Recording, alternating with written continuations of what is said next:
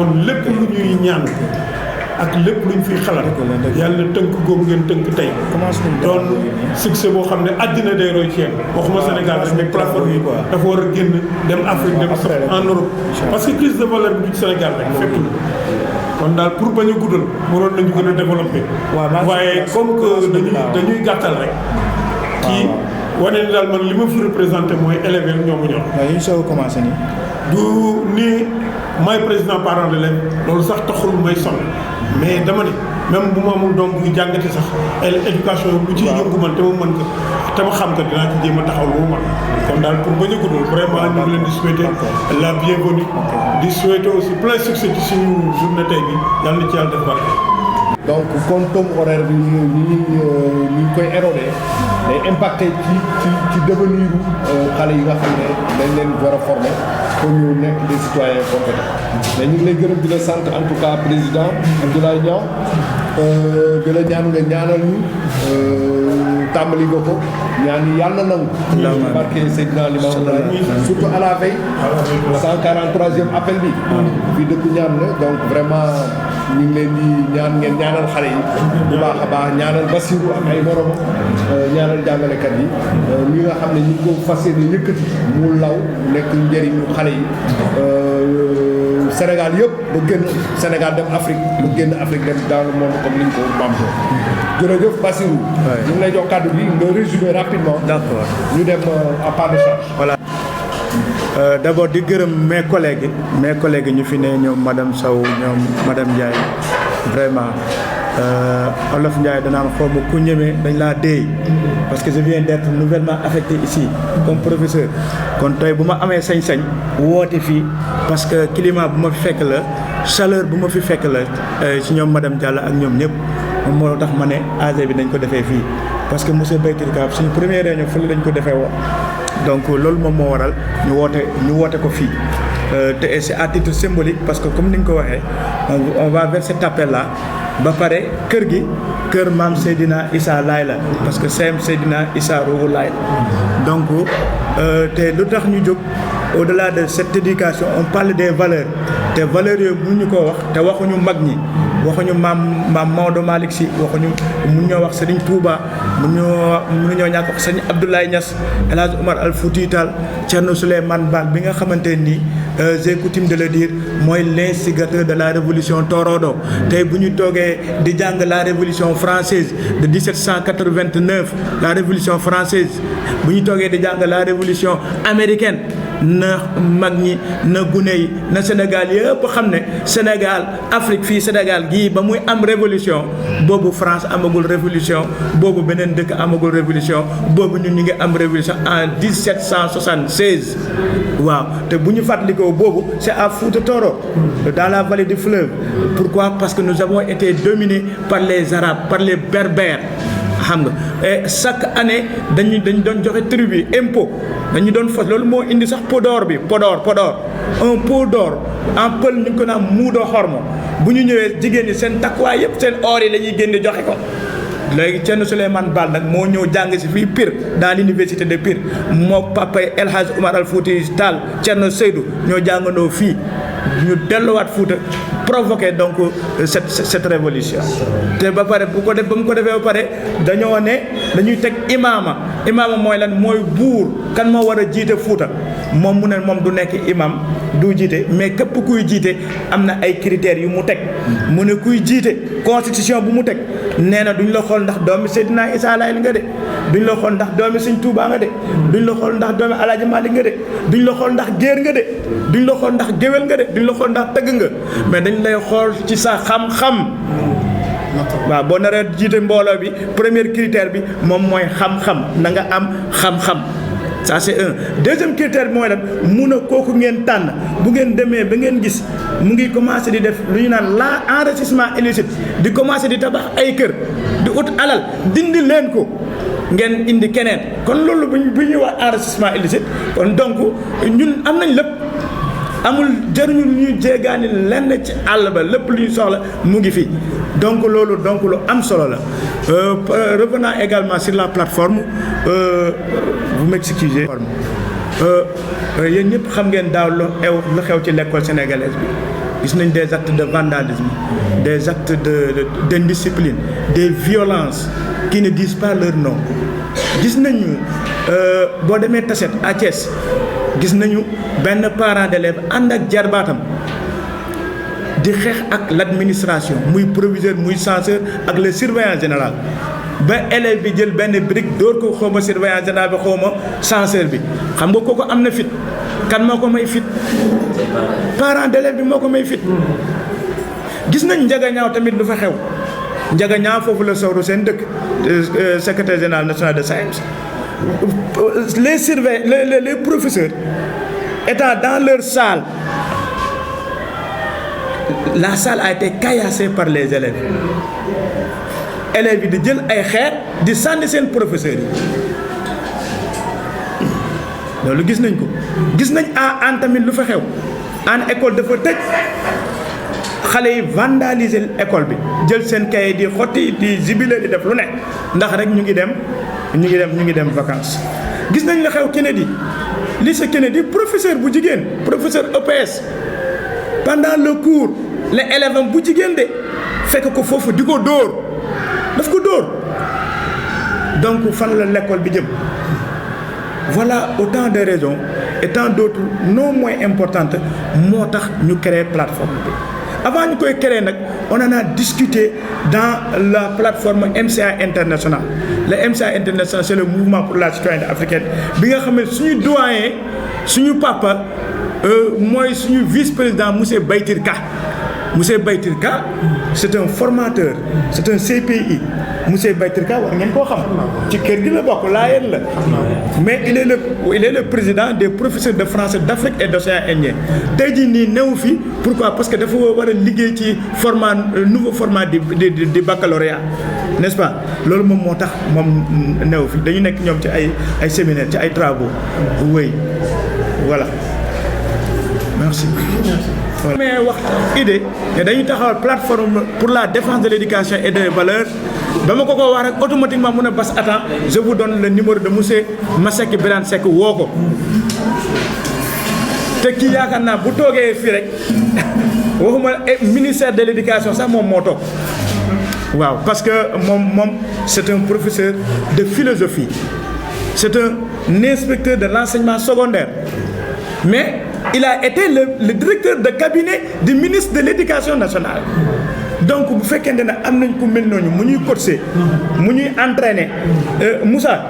toujours yaa ngi naan la mais pas bi moom ñuy coacher de parce que mais góor gi yow tamit bis boo ma saisiree rek kii laay saisir liggéey boo ma jox ko Moussa te ñu ngi ciy jàng effectivement dans le mouvement pour la citoyenneté africaine on a capitalisé 20 ans d'expérience mais yàlla xam ne ñu ngi jàng ci moom loo xamante ne nii mosuñu koo xam te vraiment moom dañuy encourager lu tax dañuy encourager moom kilifa bu toll ni moom Thiès la nekk de bu ñu wootee réunion Thiès lay jóge ñëw taal otom def ci carburant ñëw indi xaalis sax def ci waaw kon bu ñu amee ku mel noonu mun naa ne man dem naa retraite mag laa waaw mais bu fekkente ne am nañ ku mel noonu nag muy ñëw vraiment loolu daf ñuy encourager loolu daf ñuy motiver voilà mais ci kaw loolu la ñu nag créer la plateforme pour la défense de l'éducation et des valeurs depuis le 2 août mais plateforme bi nag ay kilifa tamit ñoo ci ne ñi nga xam naa ñuy sont dans le secteur de l'éducation ku mel ne Sowru Sène le secrétaire général national de SAEMS il est dans la plateforme ku mel ne Pape Mamadou Kane secrétaire général du syndicat démocrate des enseignants libres du Sénégal mu ngi ci plateforme bi mais également il y a des de nos anciens professeurs qui sont devenus des proviseurs qui sont dans la plateforme et des gens qui sont en retraite même ku mel ni Ibrahima Ngom nga xamante ni IEF IA de Fatick la ne woon moo yoroon enseignement moyen secondaire au niveau de l'IA de Fatick vraiment ba ci ñoom madame Diallo Aïssatou Diallo Rufisque la jógee nii Moussa jógee kii am na keneen ku jógee fële Foundiougne mais dafa tardé mu ngi ci yoon bi di ñëw Massène Ndong Foundiougne mu ngi ci yoon bi di ñëw. Mesdames, Messieurs, je me présente, je m'appelle Masseck Birane Seck, je suis inspecteur de l'enseignement moyen secondaire général. Je suis le président du comité scientifique de la plateforme pour la défense de l'éducation et des valeurs. Cette plateforme a été créée le 2 août 2021 sous l'impulsion de M. Bassirou Sy, ici présent, professeur d'histoire et de géographie, et de ses amis et de ses collègues, qui sont comme Moussa Ning et d'autres collègues. Ils ont eu l'initiative de créer la plateforme. Cette plateforme, aujourd'hui, regroupe plus de 257 membres éparpillés sur l'ensemble du territoire national. Dakar, Ziguinchor, Saint-Louis, Kaolack, Matam, Tambacounda. Il n'y a aucune région académique du Sénégal où il y a un membre de la plateforme. À l'intérieur de cette plateforme, il y a eu des discussions qui se sont tenues autour des statuts et du règlement intérieur qui ont été adoptés depuis très longtemps. Mais il fallait aujourd'hui qu'on tienne une assemblée générale physique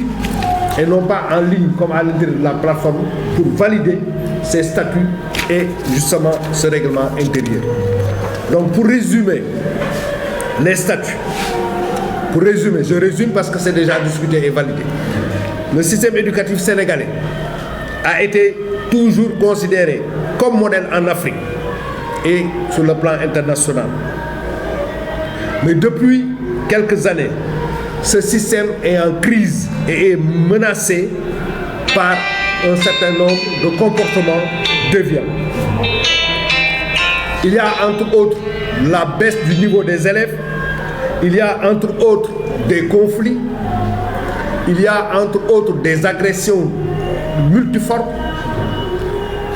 Bref, il y a une crise des valeurs à l'intérieur du système éducatif. Aujourd'hui, nous pensons que l'école doit être une école du savoir, mais aussi une école des vertus, une école des connaissances, mais aussi une école des compétences, du savoir-faire et du savoir-devenir. Considérant donc le rôle et l'importance de l'éducation dans le contexte mondial actuel, considérant que le système éducatif sénégalais doit être refondé sur des valeurs morales, humaines, sociales, religieuses, la plateforme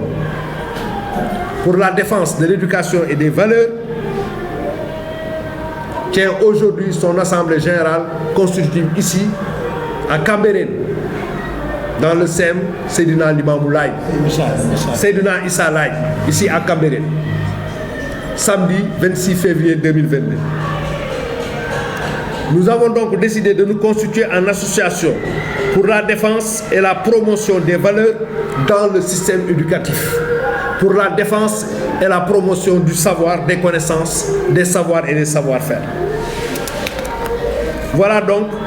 ce qui justifie et explique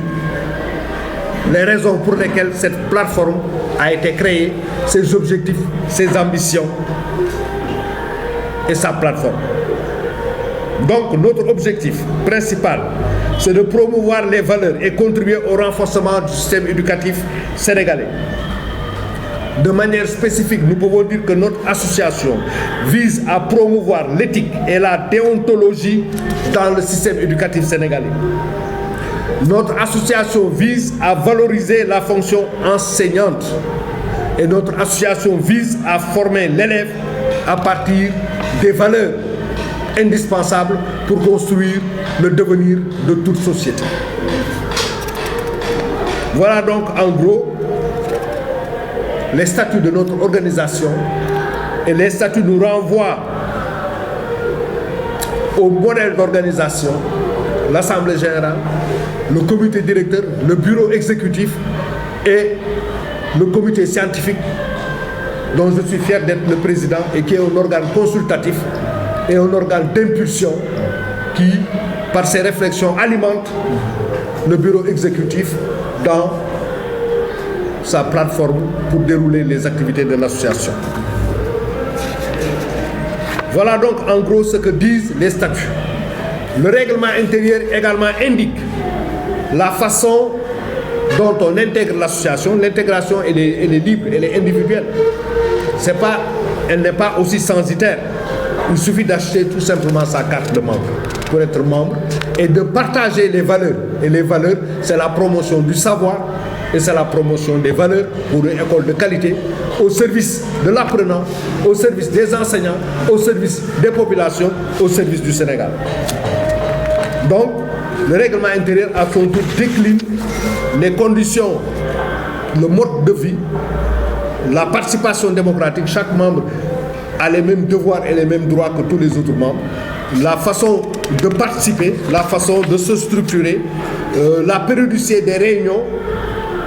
du bureau, du comité directeur, le travail que doit être fait par le comité scientifique, ses modalités. Voilà en gros comment le règlement intérieur définit la façon, en tout cas, dont chaque membre qui adhère doit se comporter à l'intérieur de l'organisation pour que l'organisation fonctionne de façon démocratique, pour que l'organisation fonctionne de façon pérenne, pour que l'organisation fonctionne à partir de règles codifiées, de façon consensuelle, acceptées par chaque membre pour garantir son efficacité. Parce qu'il s'agit président du comité scientifique de la plateforme pour la défense de l'éducation et des valeurs. Bassirou Sy, professeur d'histoire-géographie, nga xam ne moom mooy le secrétaire exécutif du mouvement, mooy aussi l'initiateur principal, moom ak ay xaritam ñoom Moussa Gningue ak tous les autres membres de la plateforme. mënuma lim ñëpp parce que ils sont plus de 257. plateforme bi fees na ba ñu ngi créer beneen plateforme. tey dañuy nekk fii en assemblée générale ndax statut yi nga xam ne jàpp nañ ko waxtaan nañ ko ci biir plateforme bi ba adopté ko.